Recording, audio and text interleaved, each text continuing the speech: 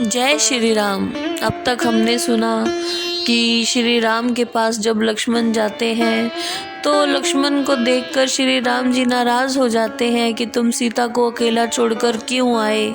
और फिर लक्ष्मण जी श्री राम से क्षमा मांगते हैं। राम साधारण मनुष्यों की तरह विलाप करने लगते हैं कि सीता तुम कहाँ गई। पेड़ से पूछते हैं, पत्तों से पूछते हैं, पशु पक्षियों से पूछते हैं। तो आगे जाकर उन्हें जटायु मिलते हैं, गिद्धराज, और वहाँ पर वो जटायु कहते हैं कि रावण ले गया है सीता को।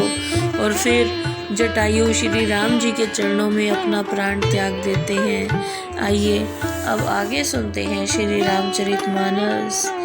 जय राम रूप अनूप निर्गुण, सगुण गुण प्रेरक सही। दसीस बाहु प्रचंड खंडन, चंड सर मंडन मही। पाथोदगात सरोज मुख, राजीव आयत लोचनम। नित नौमी राम कृपाल बाहु, विशाल भव्य मोचनम। हे राम जी आपकी जय हो। गिद्धराज जटायु जब श्री राम जी के चरणों में होते हैं और वो प्राण त्यागने को होते हैं तो वो श्री राम जी की स्तुति करते हैं। ये सारी बातें श्री राम जी की स्तुति ये जटायु ने ही श्री राम जी की है। जटायु कहते हैं, हे राम जी आपकी जय हो। आपका अनुपम रूप है। आप निर्गुण और सगुण ब्रह्म और तीनों गुणों के प्रेरक हैं। आपके तीक्ष्ण बाण रावण की प्रचंड भुजाओं को काटने में समर्थ हैं। आप पृथ्वी के भूषण रूप हैं। आप श्याम शरीर वाले हैं, कमल के समान मुख वाले हैं, कमल के समान विशाल नेत्रों वाले हैं। हे दया के धाम श्री राम, मैं आपको नित्य प्रणाम करता हूँ। आपकी विशाल भुजाएं संसार को भय से मुक्ति दिलाने वाली हैं। बलम प्रमेयम नादिम जब व्यक्त मेघम गोचरम। गोविंद गोपर द्वंद हर विज्ञान घन धरनी धरम। जे राम मंत्र जंपत संत, अनंत जन मन रंजनम। नित नौमी राम काम प्रिय, कामादि खलदल गंजनम। आपका बल अपार है। आप अनादि हैं, अजन्मा, अव्यक्त और अगोचर हैं। आप गोविंद हैं। आप इंद्रियों से परे हैं। आप सुख दुख आदि द्वंद्वों को हरने वाले हैं। आप विज्ञान रूपी मेघ और पृथ्वी को धारण करने वाले हैं। हे अनंत, जो राम मंत्र का जाप करते हैं उन भक्त जनों के मन को आप प्रसन्न रखने वाले हैं। निष्काम भक्ति करने वालों के काम, क्रोध और दुष्टों को नाश करने वाले श्री राम जी, मैं आपको नित्य नमस्कार करता हूँ। जेहि श्रुति निरंजन ब्रह्म, व्यापक बिरज अज कही गावही। करई ध्यान ज्ञान विराग, जोग अनेक मुनि जेहि पावही। सो प्रगट करुणा कंद शोभा, वृंद अग जग मोही। मम हृदय पंकज भृंग अंगन, अनंग बहु छवि हो सोही।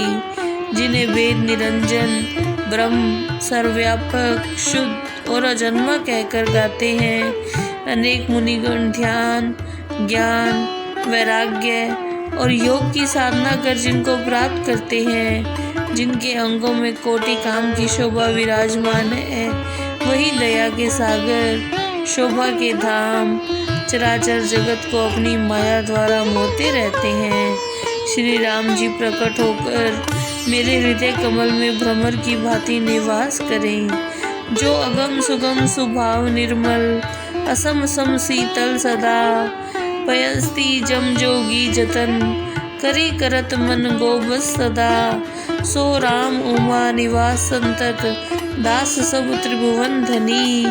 मम उर बसहु सो समन, संस्कृति जासु कीर्ति पावनी। जो अगम होते हुए भी सुगम है, जिनका स्वभाव निर्मल है, जो विषम होते हुए भी सम है, जो हमेशा शीतल रहते हैं। योगी मनुष्य यत्न पूर्वक मन और इंद्रियों को वश में कर जिन्हें देख पाते हैं, वही लक्ष्मीपति सदा दासों को वश में रहने वाले त्रिभुवन नाथ श्री राम जी मेरे हृदय में निवास करें। जिनकी कीर्ति संसार के दुखों का नाश करती है। अबिरल भक्ति मांगी बर गिद्ध गयऊ हरि धाम, तेही की क्रिया जथोचित निज कर कीन्ही राम। जटायु श्री रामचंद्र जी से निश्चल भक्ति का वरदान मांगकर वैकुंठ को चला गया। तब श्री राम जी ने अपने हाथों से उसका क्रियाक्रम किया। कोमल चित अति दीन दयाला, कारण बिन रघुनाथ कृपाला। गिद अदम खग आमिष भोगी, गति दी नहीं जो जाचत जोगी। श्री रामचंद्र जी कोमल चित वाले, दिनों पर दया करने वाले और बिना कारण ही कृपालु हैं। उन्होंने मांस पक्षी नीच पक्षी गिद्ध को वही गति प्रदान की जिसके लिए योगी जन प्रार्थना करते रहते हैं। सुनो उमा ते लोग अभागी, हरितज होई विषय अनुरागी। पुनि सीतई खोजत दो भाई, चले बिलोकत बन बहुताई। शिव जी कहते हैं, पार्वती सुनो, वे प्राणी अभागे हैं जो श्री हरि को छोड़कर सांसारिक विषयों में लिप्त रहते हैं। फिर दोनों भाई सीता जी को ढूंढते हुए बहुत से वनों को देखते हुए आगे बढ़ गए। संकुल लता बिटप घन कानन, बहु खग मृग तह गंज पंचानन। आवत पंथ कबंद निपाता, तेहि सब कहीं सांप के बाता।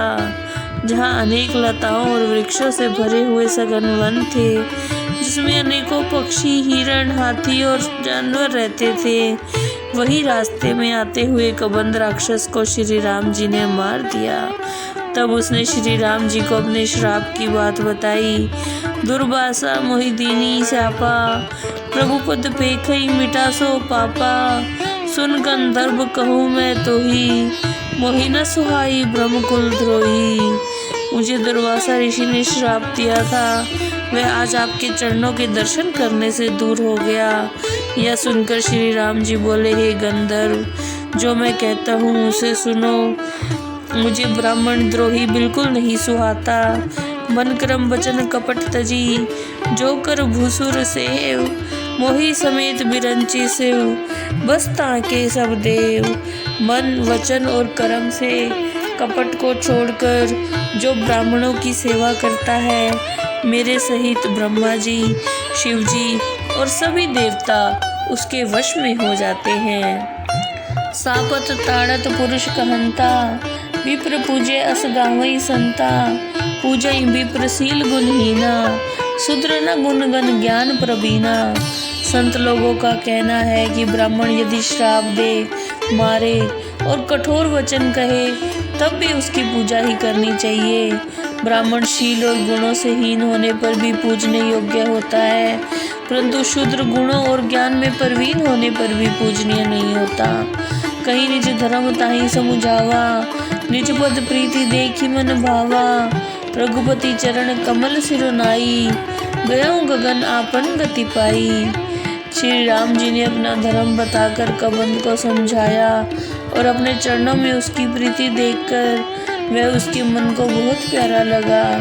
तब श्री राम जी के चरण कमलों में सिर झुकाकर अपना गंधर्व शरीर पाकर आकाश द्वारा गंधर्व लोक को चला गया। ताहि देई गति राम उदारा, सबरी के आश्रम पग उधारा। सबरी देखी राम ग्रह आए, मुनि के वचन समझो जो भाई। उदार हृदय श्री राम जी जब उसे उत्तम गति देकर उनसे पूछा आगे का रास्ता, तो उसने कहा कि आगे आपको शबरी मिलेगी मतंग ऋषि के आश्रम में। तो आइए, तो श्री राम जी उसे उत्तम गति देकर शबरी के आश्रम में पहुँचे। श्री राम जी को आया देखकर शबरी को मतंग ऋषि के वचन याद आ गए और वह बहुत प्रसन्न हो गई। जय श्री राम।